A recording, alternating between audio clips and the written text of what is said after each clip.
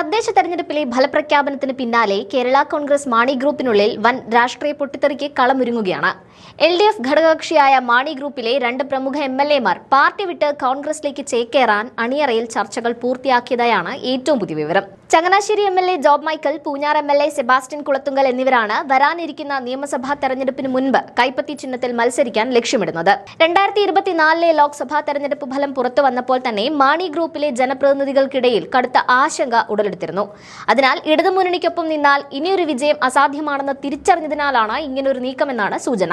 മാവേലിക്കര ലോക്സഭാ മണ്ഡലത്തിന്റെ ഭാഗമായ ചങ്ങനാശ്ശേരിയിൽ UDF സ്ഥാനാർത്ഥി കൊടിക്കുന്നിൽ സുരേഷിന് ലഭിച്ച വൻ ഭൂരിപക്ഷമാണ് ജോബ് മൈക്കിളിനെ മാറി ചിന്തിക്കാൻ പ്രേരിപ്പിക്കുന്നത്.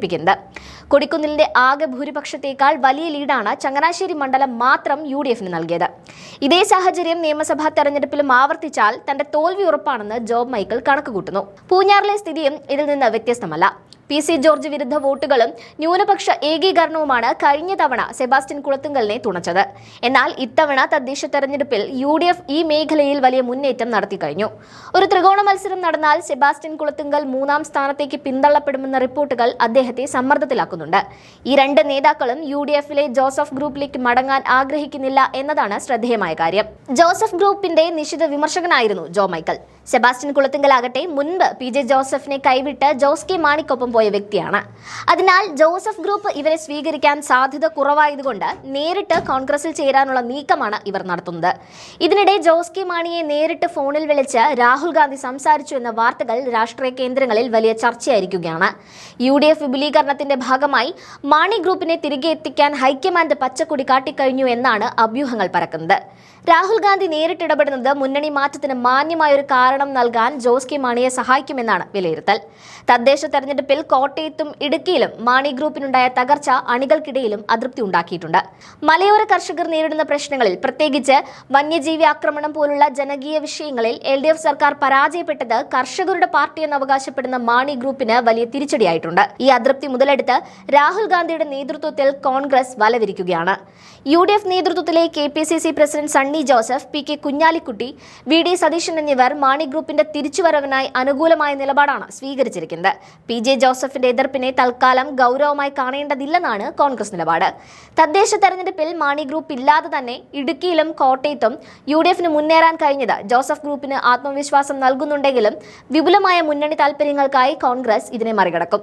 എന്നാൽ party general secretary Stephen George ഈ വാർത്തകളെല്ലാം നിഷേധിക്കുന്നുമുണ്ട്. തോൽവി ഉണ്ടാകുമ്പോൾ മുന്നണി വിടുന്നത് മാന്യതയല്ലെന്നും ജോസഫ് ഗ്രൂപ്പിന് സ്വാധീനമില്ലാത്തതുകൊണ്ടാണ് അവർ UDF-ൽ നിലനിൽക്കുന്നതെന്നും അദ്ദേഹം പരിഹസിച്ചു. എങ്കിലും അണിയറയിൽ ചർച്ചകൾ നടക്കുന്നു എന്ന യാഥാർത്ഥ്യം മാണി ഗ്രൂപ്പിനെ പ്രതിരോധത്തിലാക്കുന്നുണ്ട്. മന്ത്രി റോഷി അഗസ്റ്റിൻ, N ജയരാജ് എന്നിവരുടെ മണ്ഡലങ്ങളിലും വോട്ടിംഗ് ശതമാനത്തിൽ വലിയ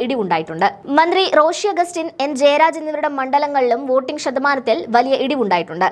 കാഞ്ഞിരപ്പള്ളി ജില്ലാ പഞ്ചായത്ത് ഡിവിഷനിൽ ജോസഫ് ഗ്രൂപ്പ് വിജയിച്ചത് N ജയരാജിനും വലിയൊരു അപായ സൂചനയാണ്. റാന്നിയിലെ പ്രമോദ് നാരായണൻ മാത്രമാണ് ഇപ്പോൾ ജോസ് കെ മാണിക്കൊപ്പം ഉറച്ചു നിൽക്കാൻ സാധ്യതയുള്ള ഏക MLA. CPM-ന് ശക്തമായ അടിത്തറയുള്ള റാന്നിയിൽ LDF സംവിധാനത്തിനൊപ്പം നിൽക്കുന്നതാണ് തനിക്ക് സുരക്ഷിതമെന്ന് പ്രമോദ് നാരായണൻ കരുതുന്നു. പാലായിലും കടുത്തുരുത്തിയിലും UDF നേടിയ വൻ മുന്നേറ്റം ജോസ് കെ മാണിയെ 2026 നിയമസഭാ തെരഞ്ഞെടുപ്പിൽ മത്സര രംഗത്ത് നിന്ന് തന്നെ മാറി നിൽക്കാൻ പ്രേരിപ്പിച്ചേക്കാം. 2021 പാലായിലുണ്ടായ പരാജയത്തിന്റെ ആവർത്തനം അദ്ദേഹം ഭയക്കുന്നുമുണ്ട്. രാജ്യസഭാ കാലാവധി 2030 വരെ ഉള്ളതിനാൽ ഉടനടി ഒരു തീരുമാനം ജോസ് കെ മാണി എടുത്തില്ലെങ്കിലും പാർട്ടിക്കുള്ളിലെ സമ്മർദ്ദം സഹിക്കവയ്യാതെ വരും മാസങ്ങളിൽ ഒരു പിളർപ്പ് മാണി ഗ്രൂപ്പിൽ അനിവാര്യമായി മാറും. വരാനിരിക്കുന്ന നിയമസഭാ തെരഞ്ഞെടുപ്പിൽ മധ്യ കേരളത്തിലെ രാഷ്ട്രീയ ചിത്രം പൂർണ്ണമായും മാറുന്ന കാഴ്ചയാകും നാം കാണാൻ പോകുന്നത്.